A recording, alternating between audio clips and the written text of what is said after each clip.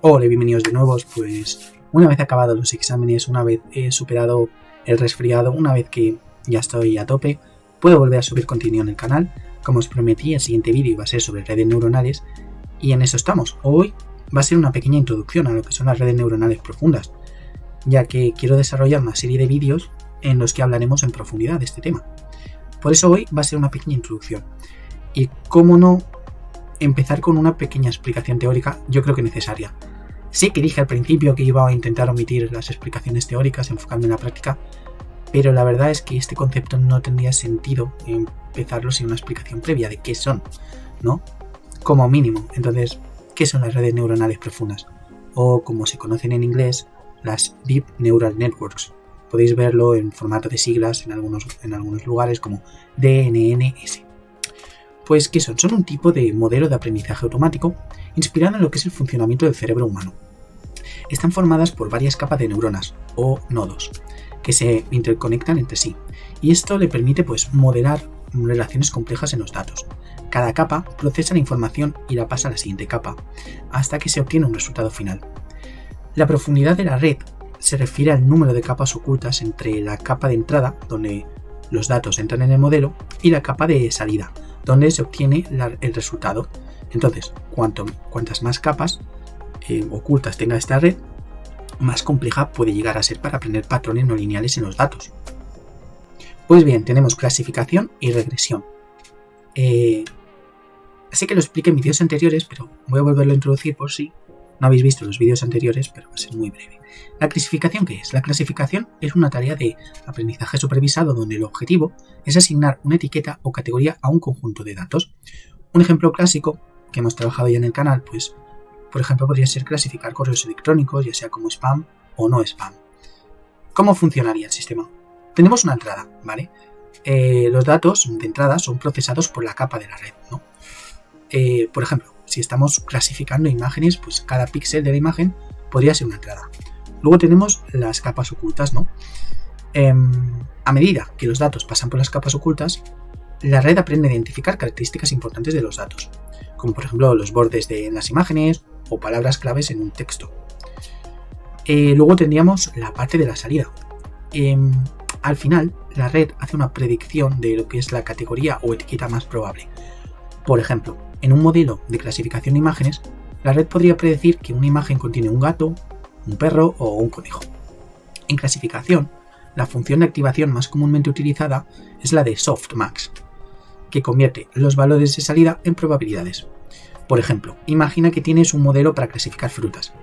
Pues la red neuronal lo que aprenderá es a identificar, por ejemplo, la forma, el color y otras características para decidir si la imagen es de una manzana, un plátano o una naranja. En cuanto a regresión con redes neuronales profundas, también ya lo explicamos, pero pequeño recordatorio. La regresión es una tarea de aprendizaje supervisado, pero en lugar de predecir categorías, como hacíamos en el anterior caso, el objetivo es predecir un valor continuo, ¿vale? El ejemplo clásico que también trabajamos en el canal es la predicción del precio de una casa, en función de características como puede ser el tamaño, el número de habitaciones, la ubicación, etc. ¿Cómo funciona? Pues tiene una entrada. Los datos de entrada que pueden ser características de la casa, ya sea los metros cuadrados, el número de habitaciones, cualquier dato que puedas imaginar, pues se introducen en la red. Luego tenemos las capas ocultas, que son las capas de la red que procesan la información y aprenden patrones entre las características de la casa y sus precios. Y finalmente pues tendríamos lo que es la salida. Al final, la red devuelve un valor continuo como el precio estimado de la casa. En regresión, la función de activación de la capa de salida es generalmente una función lineal, sin activación, para así poder predecir cualquier valor en un rango continuo. Un ejemplo, si entrenamos una red neuronal para predecir el precio de una casa, la red lo que hará será aprender a mapear las características de la casa, tamaño, ubicación, etc., ¿no?